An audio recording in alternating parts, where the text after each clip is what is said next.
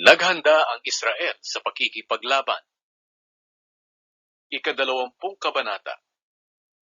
Ang lahat ng Israelita mula Dan hanggang sa Beersheba at mula sa Gilead ay nagtipon sa Mizpah sa presensya ng Panginoon.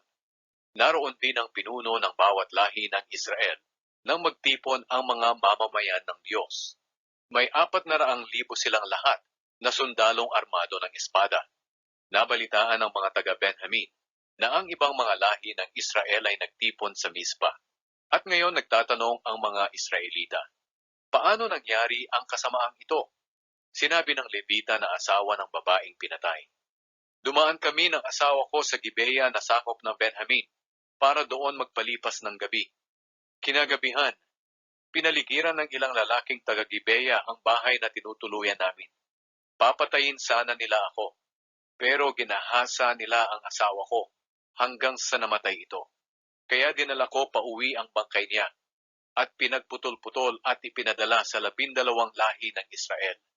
Dahil napakasama at kahiya-hiya ang ginawa ng mga taong ito sa Israel. Lahat tayong mga Israelita, ano ngayon ang gagawin natin? Nagkaisa ang mga tao na nagsabi, wala ni isa man sa atin ang uuwi. Ito ang gagawin natin. Magpalabunutan tayo kung sino sa atin ang lulusob sa Gibeya. Ang 10% bahagi ng lahat ng lalaki sa bawat lahi ang mag-aasikaso sa pagkain ng mga sundalo. Ang natitira ang maghihiganti sa mga taga-Gibeya dahil sa napakasamang ginawa nila sa Israel. Kaya nagkaisa ang mga lalaki ng Israel sa paglusob sa Gibeya. Nagsugo ang Israel ng mga mensahero sa mga lahi ni Benjamin at sinabi, ano itong kasamaang nangyari sa inyo? Ngayon, isuko nyo sa amin ang masasamang taga-Gibeya na gumawa nito at papatayin namin sila. At nang mawala ang kasamaang ito sa Israel, pero hindi pinansin ng mga taga-Benjamin ang mga kapwa nila Israelita. Sa halip, lumabas sila sa mga bayan nila at nagtipon sa Gibeya para makipaglaban sa mga kapwa nila Israelita. Nang araw na iyon, nakapagtipon ang mga taga-Benjamin ng 26,000 na sundalo, hindi pa kasama rito ang 700 piling sundalo na taga-Gibeya.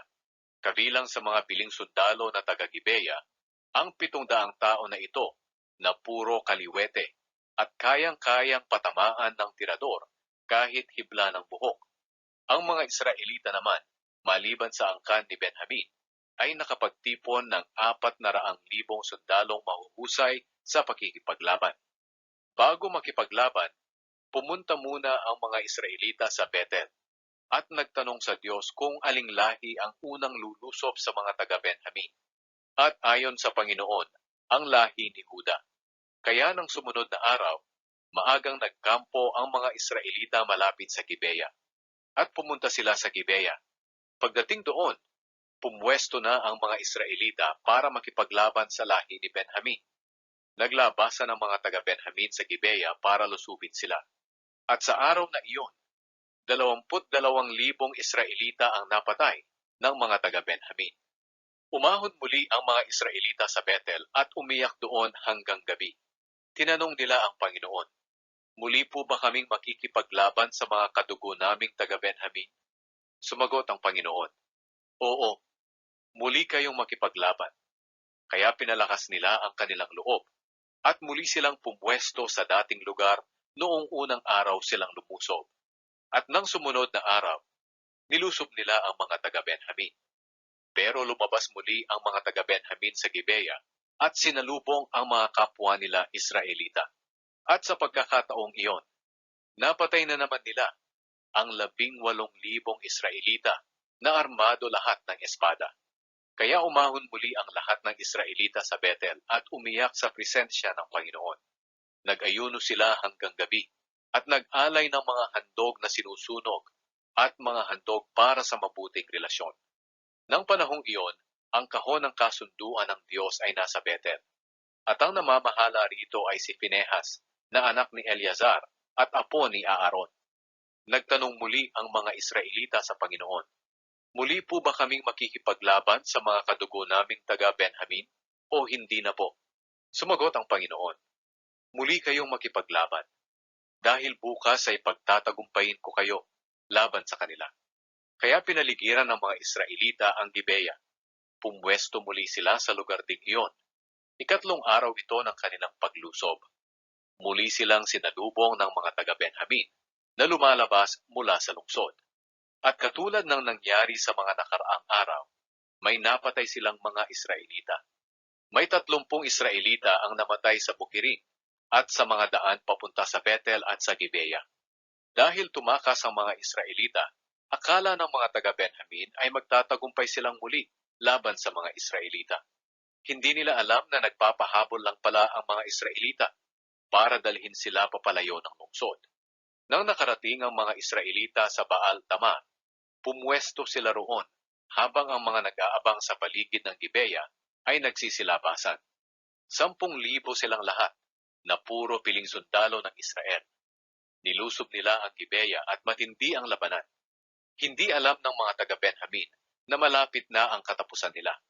Pinagtagumpay ng Panginoon ang mga Israelita.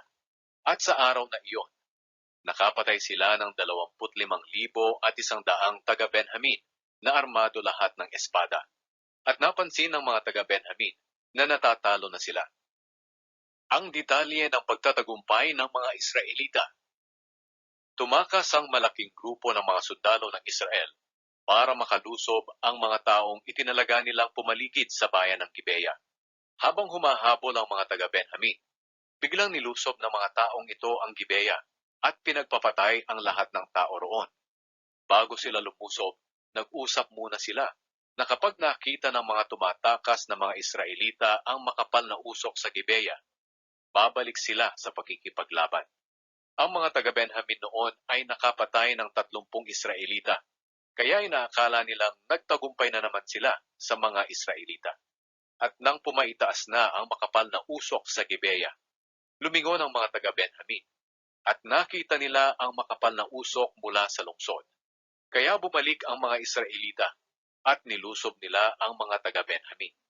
Natakot ang mga taga-Benjamin dahil napansin nilang malapit na ang katapusan nila. Tumakas sila sa ilang pero hinabol sila ng mga Israelitang lumalabas sa bayan. Pinaligiran sila ng mga Israelita at hindi tumigil ang mga ito sa paghabol sa kanila hanggang sa silangan ng Gibeya. May 18,000 matatapang na sundalo ng Benjamin ang namatay. Tumakas ang iba papunta sa ilang sa bato ng Rimon, pero 5,000 ang namatay sa kanila sa daan. Patuloy silang hinabol ng mga Israelita hanggang sa Gidom at nakapatay pa ang mga Israelita ng 2,000. Sa kabuuan, 25,000 matatapang na taga-Benjamin ang namatay ng araw na iyon. Mga magagaling sila na sundalo at armado ng espada. Pero may 600 pa na taga-Benjamin ang nakatakas sa bato ng Rimon at doon sila nanatili sa loob ng 4 na buwan. Pagkatapos, bumalik ang mga Israelita sa mga bayan ng Benjamin at pinatay nila ang mga natitirang buhay pa, pati ang mga hayop. At sinunog nila ang lahat ng bayan ng mga taga-Benjamin na madaanan nila.